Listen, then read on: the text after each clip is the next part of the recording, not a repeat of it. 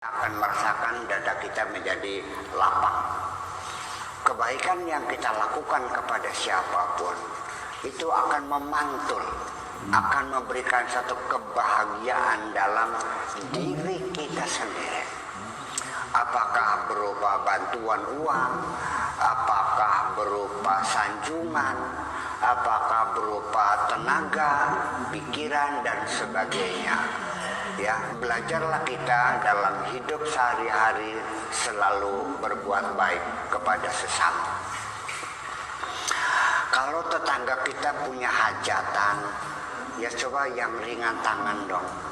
Datang kepada tetangga, Pak Haji, apa yang perlu saya bantu? Ikut ngobeng. Kata orang sini apa namanya? Kalau di Indramayu Barat namanya majengan. Ya apa saya dia? Ya majengan gitu, ikut ngobeng gitu. Ya entah nyisir bawang, entah masang lampu segala macam ya, bersama-sama. Ya jangan lewatkan. Sedekah penting karena bagaimanapun kita masih belajar dermawan.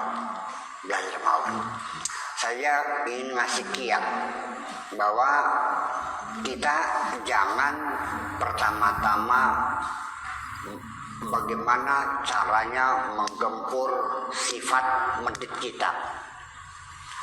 Bukan begitu caranya. Untuk menggempur sifat medit kita, kiat yang paling efektif kita membangun kedermawanan kita. Karena semakin besarnya kedermawan, maka meditnya semakin kecil. Karena sifat itu sepasang. Allah bikin sifat medit, ditaruh di dalam diri kita. Tapi Allah juga bikin sifat dermawan, ditaruh di dalam diri kita. Jadi ada meditnya, ada dermawannya. Allah juga ngasih sifat rajin, tapi Allah juga bikin sifat pasangannya malas. Ya. Allah ngasih sifat kita kepedulian, tapi Allah juga bikin sifat cuek.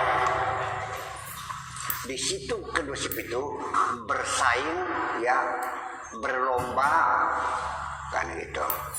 Maka itu tidak selalu dalam keadaan stabil.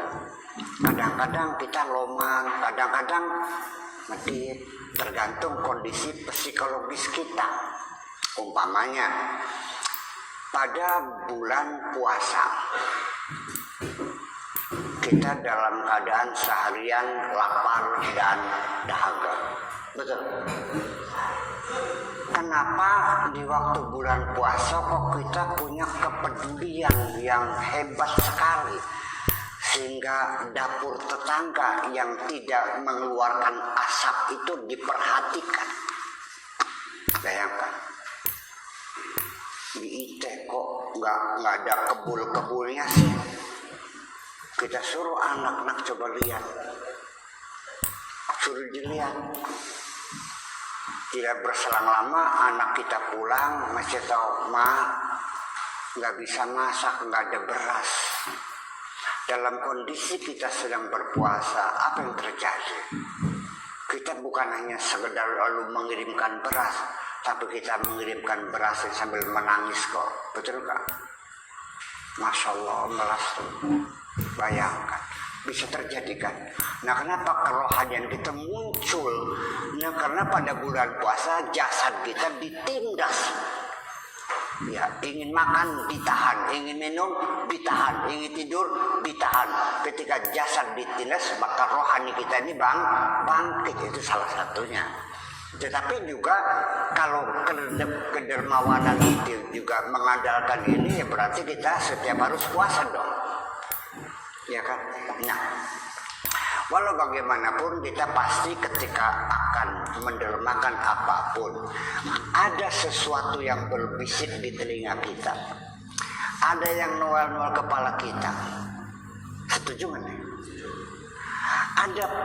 Ada advokat yang memberikan saran-saran kepada kita yang kebanyakan lah, ya kan, yang sampai orang itu tidak layak untuk dibantu lah. sampai kadang-kadang berbisik ngasihnya nanti kalau banyak orang lah. Ada yang bilang kebanyakan, ada yang nanti bilang lagi separuh juga cukup, nggak begitu kebanyakan. Terasa begitu nggak? Saya mau membantu orang, jujur nih mah. Saya sama. Kenapa? Ya karena kamu tidak pernah memperhatikan, itu soalnya. Ayah. Nah itulah makanya saya kasih kiat nih. Pengen dermawan nggak? Pengen saya kasih kiat. Oke. Kalau Bapak kehilangan uang 1 juta, kecewa nggak? Kecewa. Kalau 500.000, kecewa. 100.000, kesel nggak? 50.000, 10.000, hilang 2.000, kecewa nggak? Hilang duit 2.000, entah lupa naruhnya di mana, jatuh di mana, mana udah 1.000, kecewa nggak? Enggak. Nah, ketika 2.000 itu ketika hilang Bapak tidak kecewa, coba belajarlah kedermawanan dari mulai bilangan yang tidak menimbulkan kecewa. Ya, 2.000 aja dulu. Siram kadar kelasnya kelas 2.000 kan ke. Ya daripada tidak ya kan. Kalau 10.000 masih sayang, coba 5.000 masih sayang, coba 2.000. Nah, nanti disitulah kita belum tentu yang ngasih 1 juta akan lebih banyak nilainya daripada yang 2.000. Ternyata yang 2.000 ini kita keluarkan dalam kondisi ikhlas yang bukan main.